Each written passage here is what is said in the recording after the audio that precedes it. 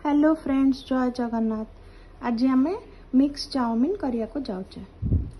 प्रस्तुत करी रखी मु बॉइल्ड करी रखी चाउमिन।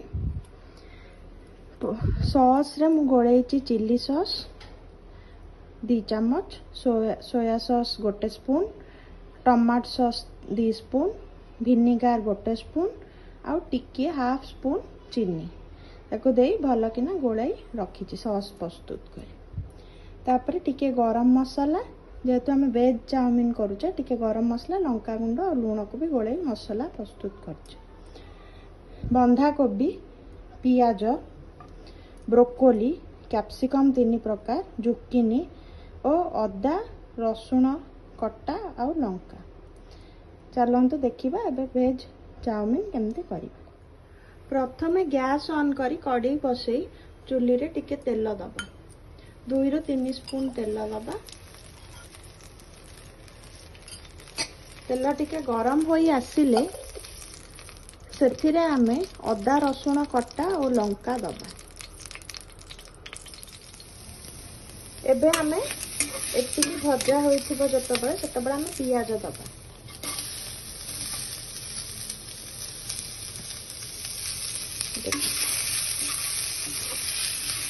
अब पियाज को भी टिके हल्का भाजी दबा।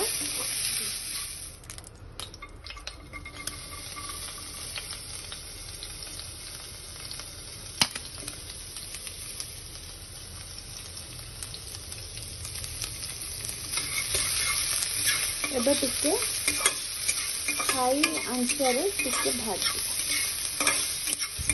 पियाज एतिकी भजा होई जिबा परे आमे एथिरे बंधा कोबी काटी रखिथिबा पकाइबा।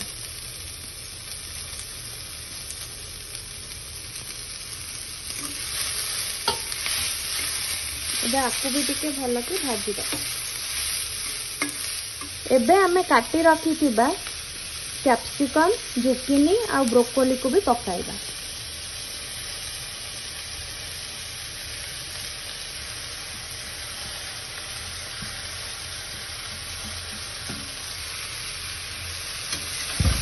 आको भी टिके भल के भाजिबा। एबे हमर भजा जतबे होई जिवो सब मन रखिबो हाई रे भजाटा को करिवे, नहले पानी बाहरी गले जमा टेस्ट आसीबनी।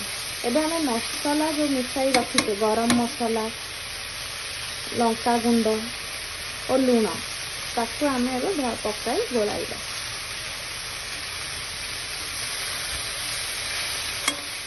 एबे हमें गोलाई रखिथिबा सॉस को जमते कि vinegar, soya sauce, chilli sauce, tomato sauce ताको सब पकाइबा। तापर ताको भी टिके गोलाइबा। एबे हमें सिझाई रखिथिबा चाउमिन को अल्प अल्प करी पकाई गोलाइबा।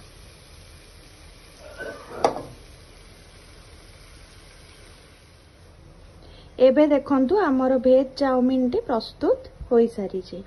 आपण जदि चाहिए अंडा चाउमिन, चिकेन चाउमिन एई परि भाबरे ही करि परिबे। मु तो करिली, एबे मो भाई भौणी घर लोकन को देबी। आपण माने भी प्रस्तुत करंतु और कमेंट सेक्शन रे मते लेखै जणांतु किपरि होईची। लाइक, शेयर, सब्सक्राइब करिवे।